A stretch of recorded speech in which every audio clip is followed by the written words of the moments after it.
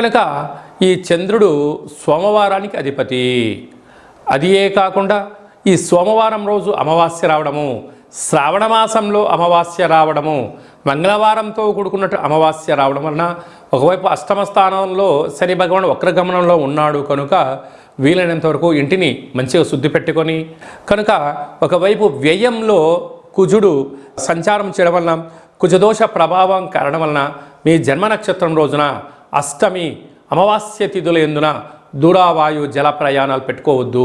వీలైనంత వరకు మౌనం, ధ్యానం, ఆధ్యాత్మికత, ప్రశాంతమైన వాతావరణాన్ని ఏర్పరచుకోగలిగినట్లయితే ఈ కాళ అమావాస్య, సోమవతి అమావాస్య దోషం తొలగిపోతుందని చెప్పి గమనించాలి. కనుక నీటి వ్యాపారస్తులు, హోటల్ వ్యాపారస్తులు, అలాగనే పాల ఉత్పత్తులు, స్వయం వృత్తులు, మార్కెటింగ్ రంగంలో ఉండబడినారు, గృహ భవన నిర్మాణ కార్యక్రమాలు, వ్యవసాయ సోదరి సోదరిమలు,